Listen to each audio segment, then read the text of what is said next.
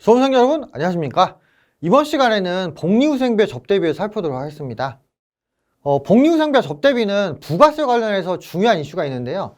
나중에 부가세 쪽 보시면 알 건데 복리후생비를 지출하면은 부가세 공제가 돼요. 그런데 접대비를 쓰면은 부가세 공제가 안 됩니다.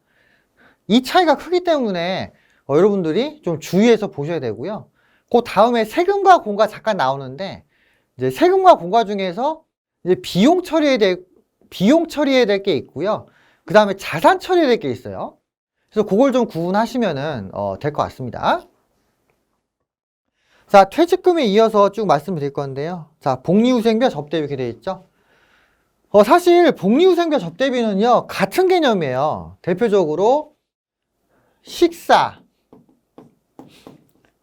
선물, 경조사비 요 세 가지가 있는데요.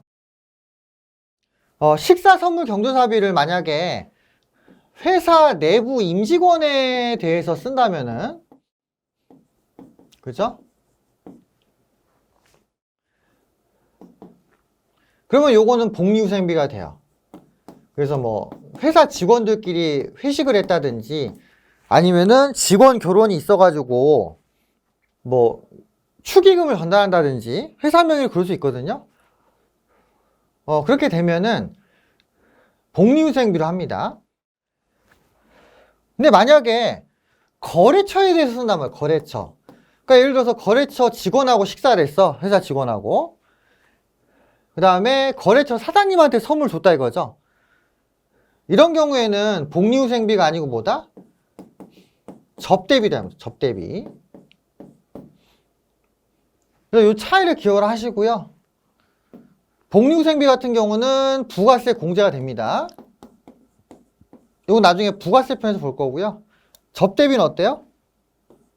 부가세가 불공제돼요. 그래서 접대비에 관련된 부가세는 비용으로 다 흡수가 됩니다. 흡수. 예. 이 개념을 좀 이해하시면은 나중에 부가세 학습하실 때 도움이 돼요. 그리고 이제 급여와 퇴직금 이외에 다른 판관비에 대해서는 어떤 결제 수단을 쓸 수 있냐? 카드를 쓸 수 있어요. 카드? 신용카드? 그리고 이 신용카드로 결제한 부분에 대해서는 미지급금이라는 부채를 쓴다는 거 기억하시고요. 카드를 안 쓰고 그냥 외상하는 경우도 있거든요. 외상. 이 외상에 대해서도 미지급금 계정을 쓴다는 거 기억하시기 바랍니다. 그래서 요 복리후생비하고 접대비 다음에 기타 비용에 대해서는 이제 카드 결제했다는 문구들이 나와요. 문제에서. 그러면은 미지급금 이렇게 쓰셔야 되죠.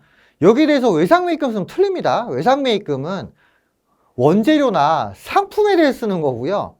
일반적인 판관비 지출에 대해서는 미지급금이라는 명칭을 쓴다는 거를 꼭 기억하세요. 이거 많이 틀리시더라고요. 아시겠죠? 네. 그래서 이제 복리후생비와 접대비에 대해서 일단 기본 개념 설명드렸고요. 여기 나오죠? 네. 복리후생비 여기 나오고 그 다음에 관련 내용 나옵니다.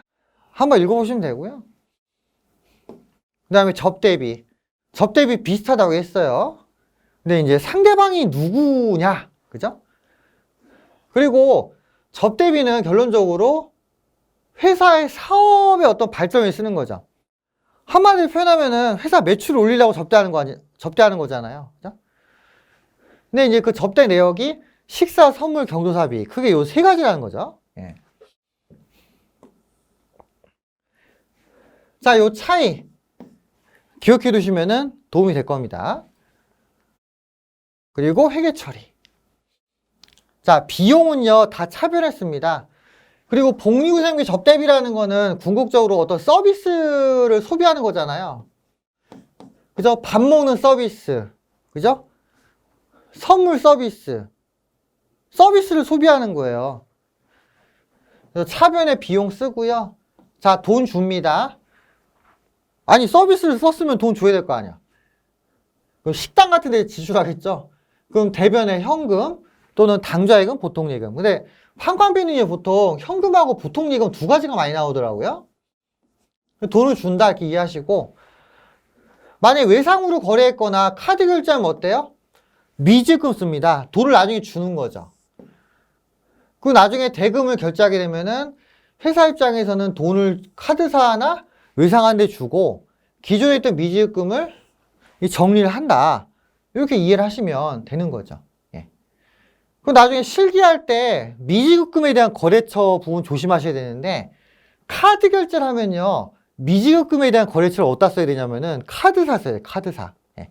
왜냐하면 미지급금 결제를 카드사에 하잖아요. 그죠? 그래서 하나 적어두시면 좋죠?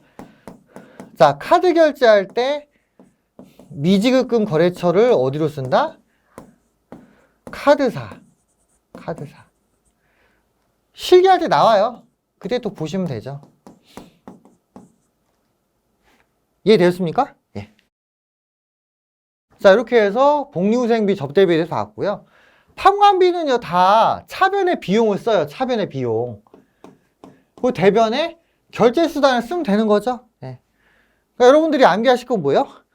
어떨 때 어떤 비용 계정을 쓰냐 이거죠. 비용 계정을 못 외우면은 틀리죠. 그래서 안타깝지만 여기서는 좀 암기를 많이 하셔야 돼. 근데 이제 시험에 나오는 판관비 계정이 좀 정해져 있어요. 그래서 순서대로 말씀드리는 거죠. 처음에 급여퇴직금, 그 다음에 복리후생비, 접대비. 그 다음에 잘 나오는 거는 세금과 공과입니다. 자, 그 다음에 세금과 공과 보실게요. 자, 잠깐만요.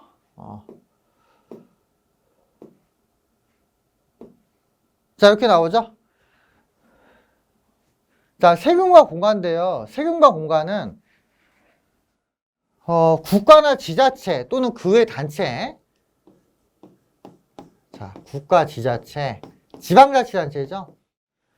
그리고 관련 기관에 강제적으로 내는 돈을 얘기합니다.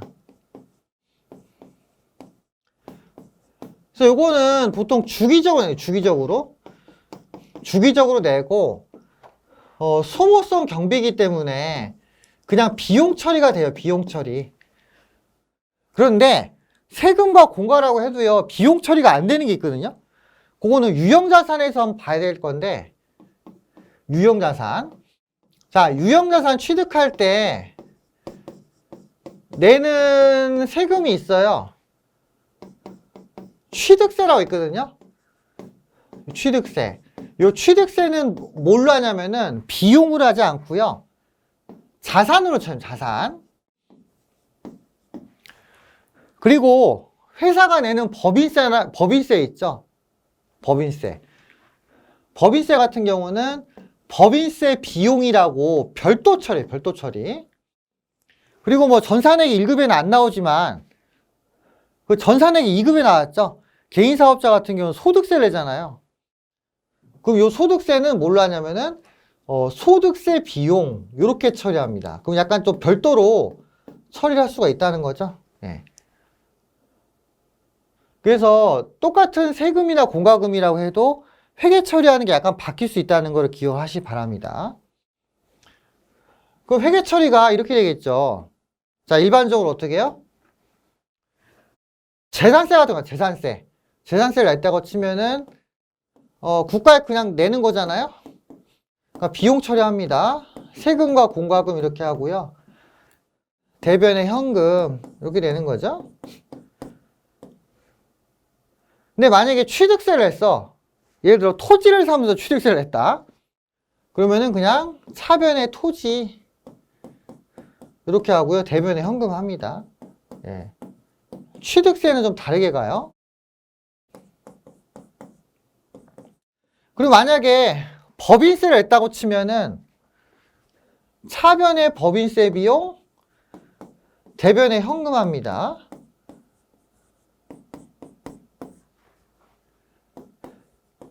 법인세 비용이라고 따로 처리해, 따로. 예. 이건 나중에 실기할 때 한번 보실 건데요. 법인세 비용이라고 손익계산서 가장 하단에 나오는 게 있어요. 세금과 공과는 판관비이기 때문에 좀 더 상단에 나오거든요. 그건 분류가 다르다고. 예. 세금을 냈다고 해서 똑같은 회계 처리하는 게 아니에요. 그래서 이런 다른 부분을 좀 이해를 하시면 좋지 않나 그런 생각이 듭니다. 예, 이렇게 해서 복리후생비, 접대비, 세금과 공과에 대해서 이야기 드렸고요. 회계 처리 간단하죠? 차변에 뭐 비용 쓰고요. 대변에 돈 주는 거니까 현금이나 외상이면 미지급금 이런 식으로 쓰시면 된다는 겁니다. 다른 판관비도 거의 똑같다고 보시면 되겠어요. 아시겠죠? 다음 시간에는 기타 잡스런 여러 가지 판매 관리비에 대해서 볼 건데 좀 암기를 해주셔야 됩니다. 그래서 약간 좀 골치 아파. 하지만 외우지 않으면은 시험을 볼 수가 없으니까 어쩔 수 없이 암기를 좀 하도록 하겠습니다. 예, 여기까지 하고 마치겠습니다. 수고하셨습니다.